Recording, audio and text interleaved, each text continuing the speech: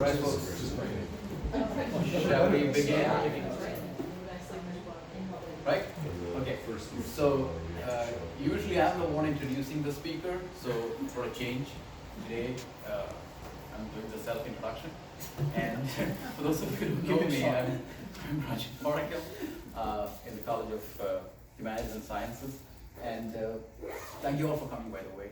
And this is a topic that I've been working on recently within my broader research in global antitrust. My focus is largely on global antitrust, but because the United States is one of it is actually the largest in easily the oldest antitrust jurisdiction. There's no way you can ignore the United States when you're studying global antitrust. So this one is titled GAFA. I know it's a catchy expression. Google, Amazon, Facebook, and Apple. If you're wondering where is Microsoft, Microsoft is now a little old, so it's not that potent in that sense. And it's looking at the digital dominance and our democratic futures. If you're wondering why it's in plural, because there are many futures. We can imagine futures, we have real futures, and there are different countries. And because they are globally dominant, there are different countries that have different levels of futures and kinds of futures. The question is, should antitrust battle big tech? So I've organized my thoughts in this presentation. Let's get to it. Begin with a bit of background, kind of like personal motivation. Philosophically, I've always been interested in what competition, fair economic and political competition, can do for human progress. So basically interested in free markets, democracy, and human progress. And so that's kind of what got me. My interest in competition is what got me into antitrust law or competition law. But that's philosophically. Empirically, I was, like 15 years ago, I was really stunned by the remarkable global spread of antitrust laws, and especially to the developing world and the transition world of Central and Eastern Europe. And here is the chart that I developed from my past research, and also two other authors who are actually people I know. This is a small community of scholars. We all know each other. And if you look at it, around 1990, in studies of global economics and politics, 1990 is like a watershed year, and then after that, the world totally changed a lot. So if you take of 1990, what you're finding is a remarkable increase in the number of countries that have new national antitrust laws. So right now we are looking at somewhere around 130 countries.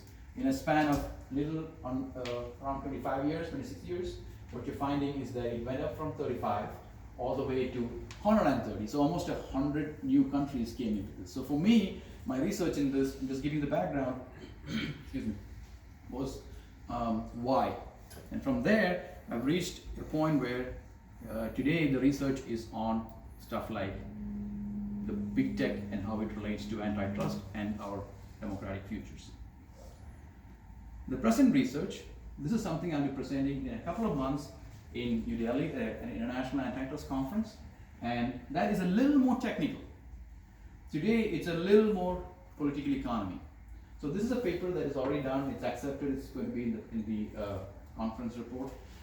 Today's one is more political economy, and it specifically looks at one research question: should antitrust battle big tech to secure our democratic futures and freedoms? So that's the focus for our presentation today.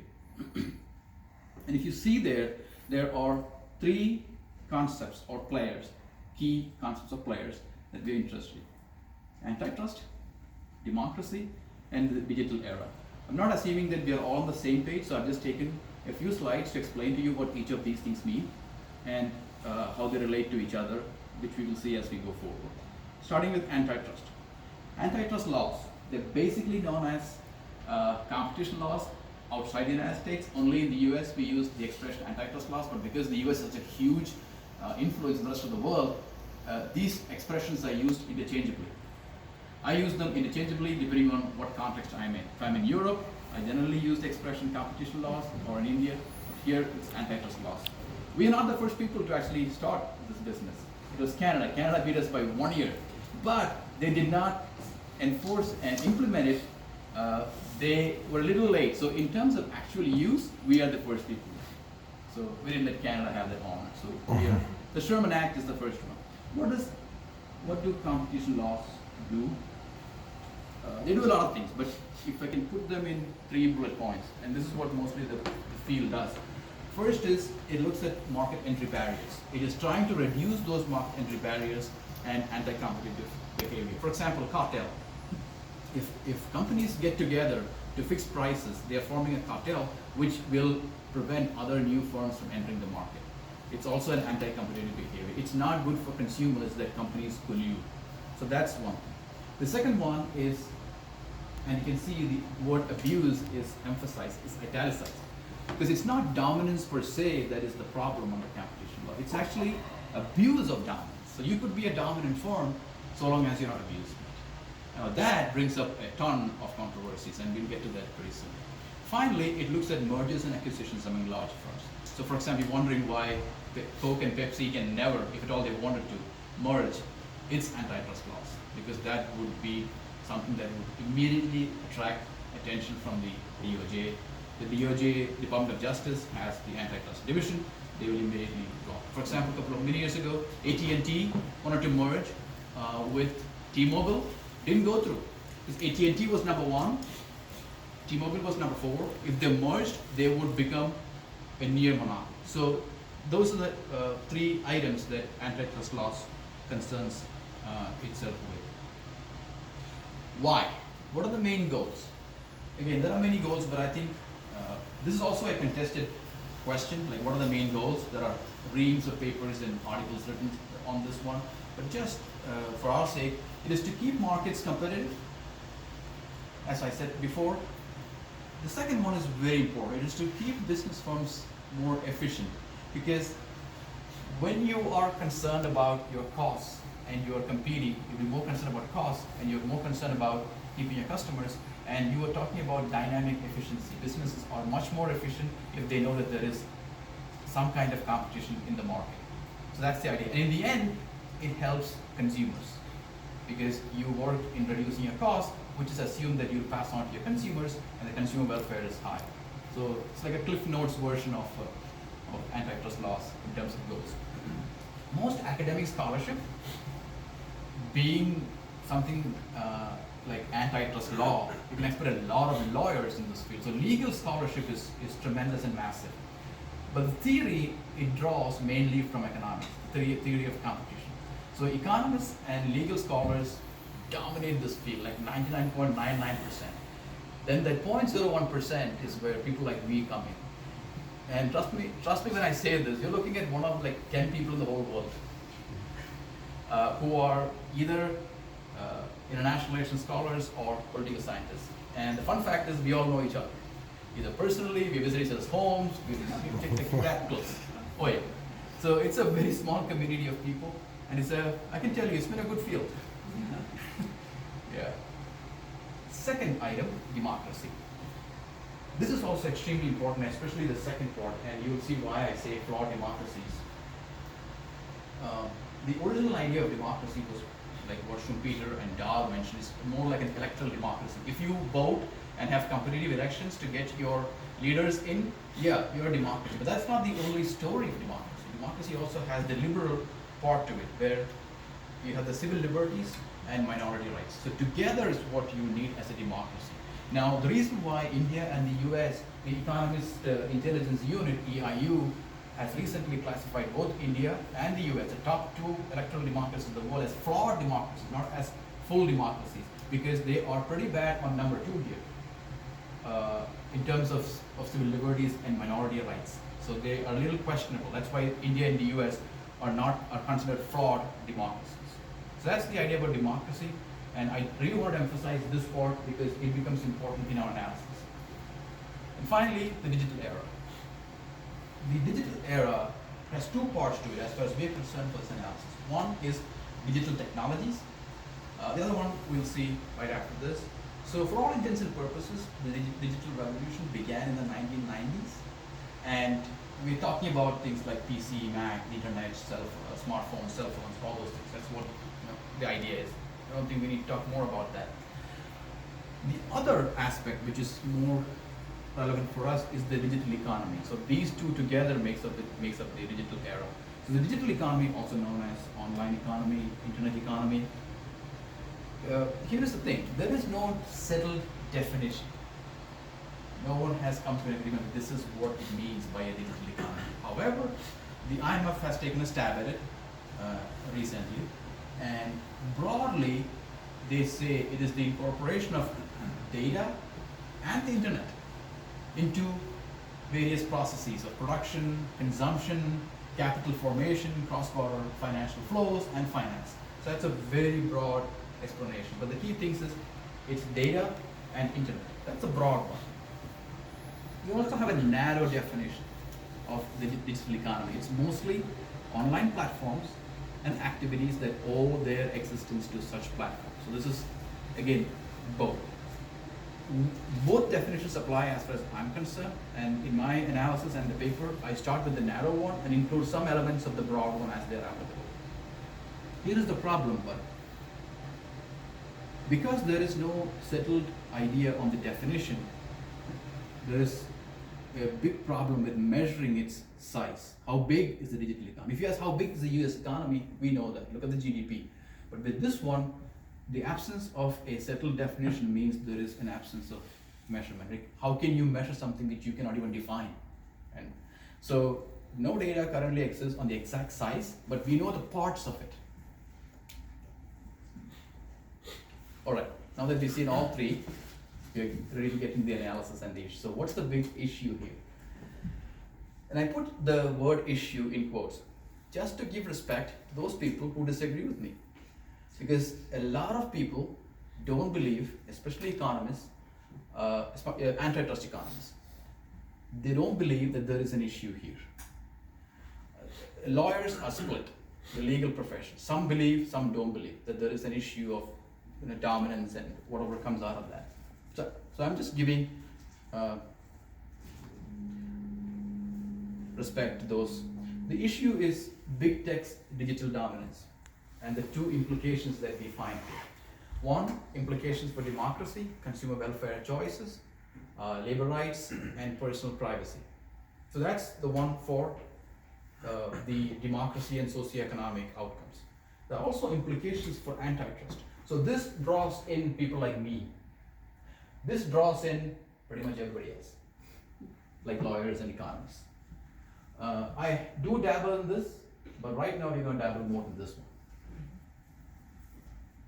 And of that, we will be a little more selective because we don't really have time for all of this. But before we proceed, the question is, we keep talking about big tech, big tech, big tech.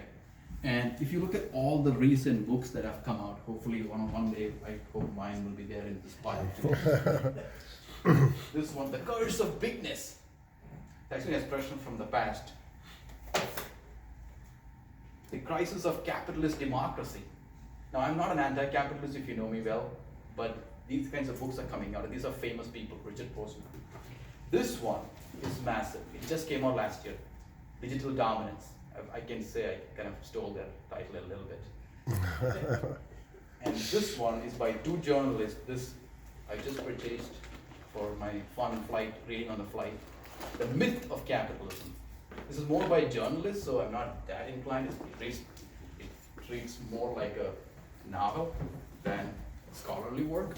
So, but still, you get the idea. It's a burgeoning field. So, don't trust me, but we can trust Statista. How big is big tech? It's this big. This is what happened in 2017 data, but it's probably grown bigger. In 60 seconds, this is what happens. There are almost 4 million searches taking place on Google. By the way, many of these are owned by many of the other people. Where's Facebook? Yeah. 250,000 photos are uploaded in 60. We're talking about 60 seconds. This is the extent to which the economic activity, or economic activity. Most of it is just wasting of time in some cases. But still, the activity is taking place. 18,000 Tinder matches. I don't know. You get the idea. That's one way of looking at it in terms of activity. There are three ways. One is this. Other one is in terms of market capitalization. How big tech has become. So back in 2001, which seems like almost a generation ago, except for Microsoft, that's why Microsoft is considered old now. None featured in the top 5 companies in the world. So the light blue or green ones are the traditional company. Another one is as if, yeah. You see the progression. By 2017, 2 years ago, none of the traditional companies are in that. This is like the top 5 in the entire world based on market capitalization. So market capitalization is basically how valuable a company is in financial, monetary terms. It's all dominated by them. Right? The next one is about their revenues. So this is market capitalization. The previous one was activity. I did the math on this. The annual average increase in their revenues is a seemingly improbable 112%. So it's a simple average. Take and then divide by 15 years. So I mean, your revenues, it's like think about your salary if it is increasing 112% every year. Wow, that would be amazing. We don't get 5%. So that's been the phenomenal. What was that, Anu? What was it? 2% or 1%. And after taxes, you get nothing. You get a sense, right? All right. So I hope I have convinced you that big tech is really big. There's more coming up. Don't worry. The question is, what are they doing with all this money, which becomes relevant for us? And it's relevant. So we're going to look at. They're doing a lot of things, but we're going to look at only things that are relevant for digital dominance. They're investing millions. I don't really have the full data on this, but I know that they're investing millions, Facebook, Google, in building vast data pools. Now, why is data pools important? I just got this yesterday. This is the latest Bloomberg Business Week. Even McDonald's is investing in big data. McDonald's is not a data company. It's not a tech company, but even they are investing. And I read this quickly because I just got this yesterday evening at home. And apparently they're trying to make their burgers better so consumers can like it better. And then they of course they're trying to look at increasing their revenues. So they're using their money to increase the data at their disposal so they can make the data speak. And of course for their benefit, we might benefit a little bit too. So that's vast data pools. But as far as we're concerned, they are also buying up smaller tech companies and competitors and startups. In fact, a lot of these startups begin with the hope that they one day will get picked up. They don't have a proper revenue model, but their only model is make us as attractive for Google or Facebook to pick us up. So Instagram, WhatsApp, were picked up. Facebook, Google was picked up. In fact, for example, people used to sound cool that they were using Waze because it's so crowdsourced. And then I learned after a while that they're owned by Google and they're using the same interface. And like, I don't sound cool anymore or feel cool anymore. What's the big difference? So I went back to Google Maps. Since its founding in 2006, Facebook has acquired 65 companies. Wait till you see the next statistic, which I had to research separately to confirm.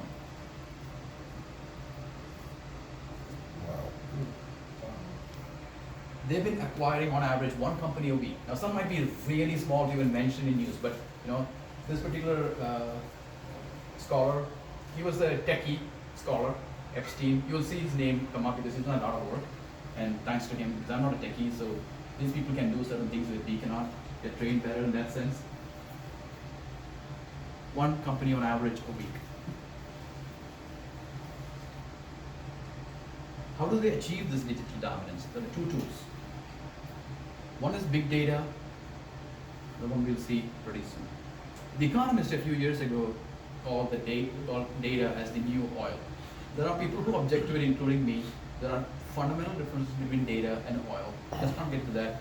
But the fact that people are thinking of data as the new oil in terms of its power, in terms of what it can do for companies, that's the idea here, not the technical differences between them, that they are not comparable. What do they do with this data? What is this data actually? This data consists of consumer preferences, our shopping data, and even geospatial data.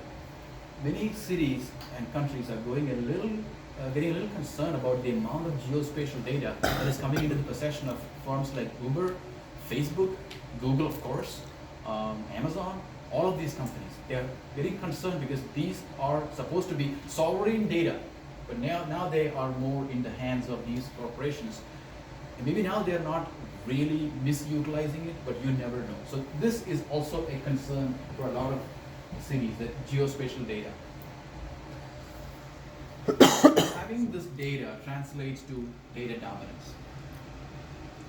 So, if you see these bullet points, they progress from one to the other. It is when you possess so much of data that you can monetize by using them, make them speak, and make them work for you. And what happens when you have data dominance? Think about a small platform trying to compete with Amazon.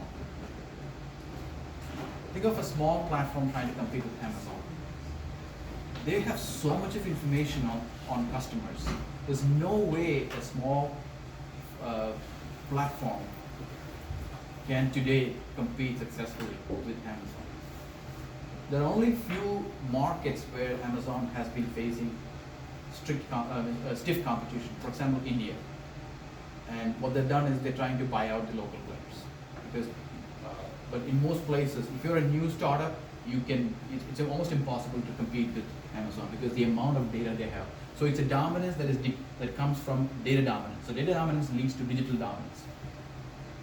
Because data dominance leads to market power and market dominance.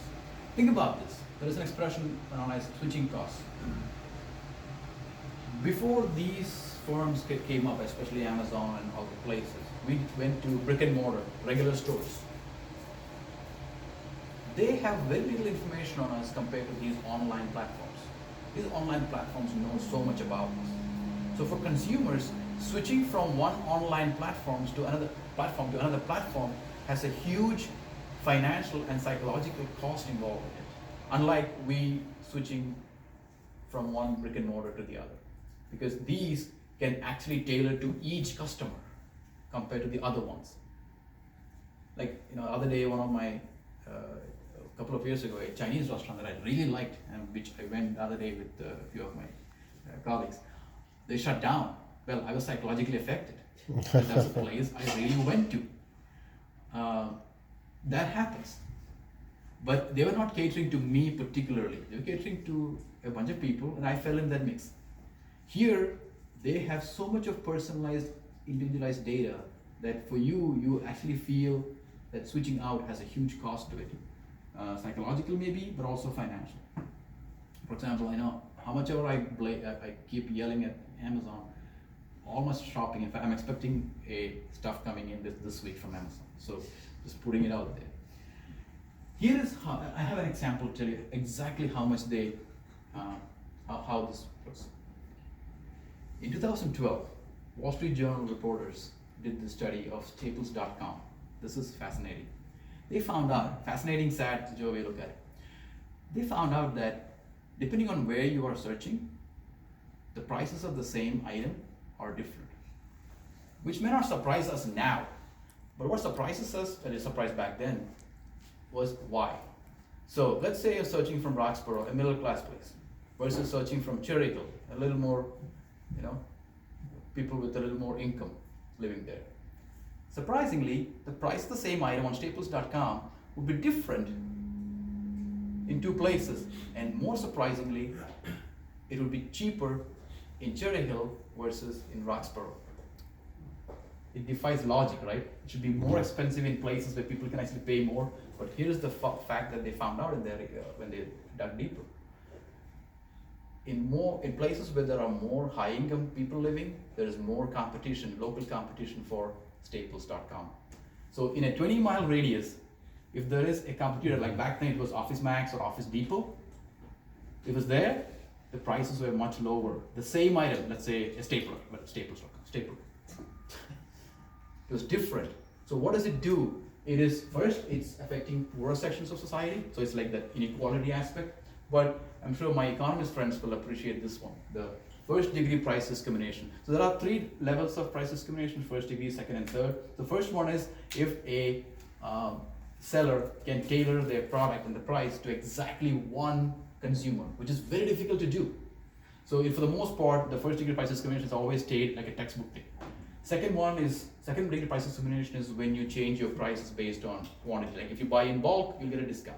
Makes sense. Third degree is changing in price by the category of people. So you might give a discount for little kids and old people, charging higher for more working class group people.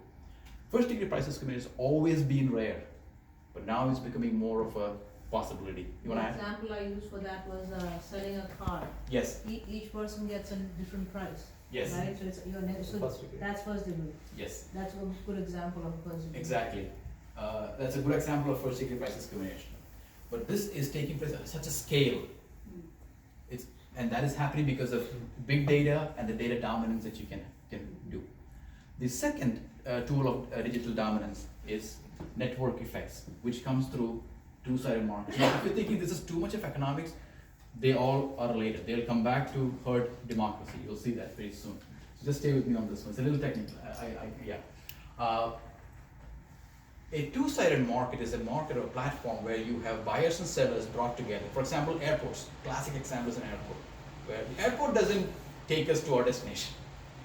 They're a place where flights come in, we go, and the flights and the passengers, airlines and passengers are connected. Same thing with dating clubs. Match.com doesn't supply, they don't create those human beings. They just connect those people. Craigslist, well, I don't need to tell you more about Craigslist. GAFA, classic. Uber, classic. Uber doesn't own cars, at least that's not the model originally. Airbnb, same idea. There is becoming a more and more of two-sided markets. It's not a new thing, but it's the prevalence is more. Why is that important? Because two-sided markets have tremendous network effects. Network effect is very simply to understand. Let's say you're the only person who has a phone in a city. Not very useful to you because who are you going to call? There's nobody else with a phone. What if in the next year it expands to 100 people? There might be a few people you can call. What if it expands to 1 million people? So the bigger the network, the more value you have of that network and the products and the services you enjoy. One reason why Amazon has been able to keep us as a captive customer base, because they have so much of network effects. And it's happening across all of these, especially with the GAFA ones. Together, two-sided markets and network effects lead to tremendous market power and market dominance. So these are two tools that digital dominance uses to keep that dominance. The combined effect, here is where we are coming back to our democracy and all those things. They are massive barriers to entry, which leads to fewer competitors and less competition. Now that's also a thing to keep in mind, what I just said. We'll see that in a minute. It also leads to increasing market concentration. So market concentration kind of translates to fewer market players. We don't have full data on exactly the big tech sector, how much it is happening, but in the non-big tech sector, like manufacturing and other services, there is already evidence that there is tremendous amounts of market concentration happening. And for this year, we've had some mega mergers, like AT&T and Time Warner, CVS and Aetna, and Disney and 20th Century Fox. So if you can take a look at this, this is by two Brookings scholars. So this is kind of focused on the US market. Over the last 2 decades, over 75% of US industries have seen an increase in concentration, with the number of firms competing against one another in precipitous decline. We don't have to take their word. We can look at this. So this is a measure. It's the HHI stands for Herfindahl-Hirschman Index. It's an index that tracks market concentration. It means if the line is going up, there is more market concentration, which could translate to actually less competition, fewer players. Look at this period always comes up in this analysis. You'll see going forward also. Right around year 2000 and afterwards, the concentration becomes stiff. That means there are fewer and fewer players in every industry in the United States. Think about us, for example. I can't get anything other than Comcast at my residence. I know Comcast is not funding me for any of my research going forward. Neither is Google and Facebook.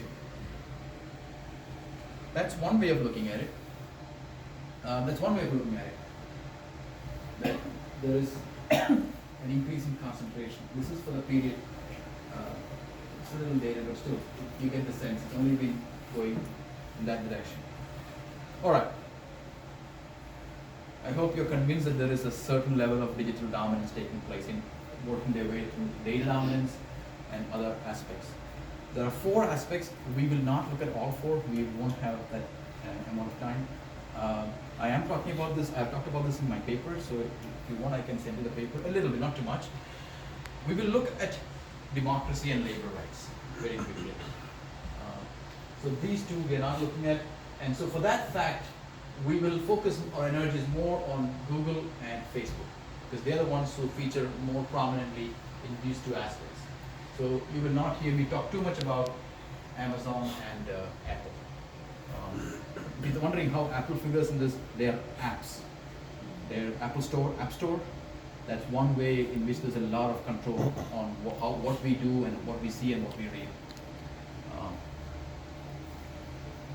All right. Our favorite term, fake news. News dominance. Increasing number of internet users receive their news from social media, mainly Facebook. And I think in a survey, which you will see later, 50% of people in the United States said that they get their news through Facebook. That is a good, strong dominance right there. And for the 2016 election, various studies have shown that both Facebook and YouTube, they didn't create the fake news, but they were major conduits for fake news. See, if they were not this dominant, this big, the fact that they give fake news doesn't matter. Like, yeah, you want to give fake news, that's fine, but nobody's reading you. But we are reading them, and that's the problem. Facebook also has paid for political advertising. And if you look at that, we all know this, but when we get the real numbers, it just makes it even more prominent. For the 2016 elections, between June 2015 and May 2017, 3,000 politically divisive ads. These ads did not favor one party or the other. They just wanted to create havoc in the US. By 470 inauthentic affiliated accounts. They were all affiliated, and they're all fake, mostly from Russia. And just 2 days, this came out yesterday as I was reading the news. Because President Trump now fears impeachment, he spent anywhere from 600,000 to 2 million in the last 1 week on Facebook for these political advertising for official impeachment defense task force. So they know how important and helpful this can be. That's one thing. Fake news. There is manipulating the news, which is not fake news, but is more personalized and targeted. This worked wonders for both 2016 elections and Brexit across the Atlantic. For the 2016 elections, the Republican Party had 40 to 50,000 variants, different versions of these targeted ads. And this, if you're wondering how much it influences, just wait for the next slide. The same thing kind of happened, where 98% of campaign funding for Brexit by the Leave Party, the ones who wanted Britain to go away from the European Union, they spend it on digital advertising, mostly on Facebook. So you're getting the sense that they are really dominant in the news business, which affects our democracy.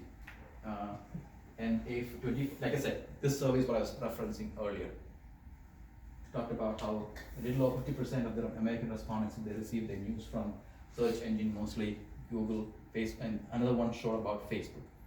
So that's manipulating the news. It gets more interesting with Google now. So that was Facebook mostly. This is Google. Google has this thing called search engine manipulation effect, SEME. We were talking before the talk about how much we trust these online things. We trust Google search a ton. I think we trust them more than our parents. We trust our parents. 50% of all clicks go to the top 2 search results. Ask ourselves, do we? And 90% goes to the first page, which is the 10 results. We really trust Google. Wait, these other pages? What's that? Nice one, John. But I'm pretty sure after this talk, in 10 minutes, you will start trusting Google. Just wait. And this researcher, Epstein, did this study using American subjects, American participants, and they analyzed Australian and Indian elections because Americans those had no clue who these elections. They had no preconceived notions about these people. They haven't heard of these people, so it was a very clean slate, undecided voters. And before the actual search and everything, they had given some news about these candidates. So Julia Gillard and Paul Abbott in Australia and Narendra Modi in India, and they found that once they were exposed to, so one kind is favoring one candidate, second is favoring another candidate, third one is the other candidate, third one is not favoring anyone. There was a swing between 24.5% to 63.3%. That was the effect of those fake, manipulated news, not fake, but manipulated news. It's news, but it's negative news. So if you're wondering, yeah, it's all there, but is it having any effect? It has an effect. And they did this like 5 different studies. One in the lab, like small group, big group. That's why I gave you a range, because from all those studies, this was a range. Now, it's not just manipulation. This is more, I would say, kind of dangerous. So, and I have some cool graphs, images to show you. The search suggestion effect. It manipulates your search results by suppressing some information they don't want you to see. I'm going to give you the example of Hillary Clinton from 2016 elections. Take a look at this. You start typing the word crooked, and you stop. So there are 3 big search engines, although 90% of the search is done on Google. But there are 3 big ones. Google, Bing, and Yahoo. Both Bing and Yahoo, if you look at what follows after the word crooked, actually mirrors what's happening in the real world. At that time, 2016, August 8th. Google, no. So if you're a Democrat, you will love this. I have a question. Sure. I thought that it will follow that based on what other people have put in. That if a No. lot of people put See. in crooked with Hillary, then it suggests that. That's No. not it. No. That is Google Trends, which you can access elsewhere and see what are the trends. This is what Google is trying to manipulate. It's suggesting to you what you should be looking for. So who's making that choice? Google. Based on what? Other No, people's no, searches based or on their what own they political? want you to look at. You can both be right, but Google can just delete the one Yeah. they don't. No, if So you can be right complete on it. all the ones that You can remain, complete and it. they can But if you just stop at crooked, Right. Hillary. it gives you suggestions. So it had crooked smile, crooked, and only 4 were there back then. Now you can see more. So that was with crooked. Another word. You just put in Hillary Clinton is. Oh, this one was harsh. I mean, I felt sorry for Hillary Clinton. But the thing with Yahoo and Bing is it mirrored what was people were talking about in the real non-social media, like the other media, traditional media, and people talking about. Whereas Google jumped in and prevented that and started showing something nice about. So again, if you're a Democrat, you might think, okay, it's not too bad for our candidate. But if you are someone who is concerned about these things and democracy and all those things, like they should not be interjecting themselves into this. It should reflect what is being talked about outside.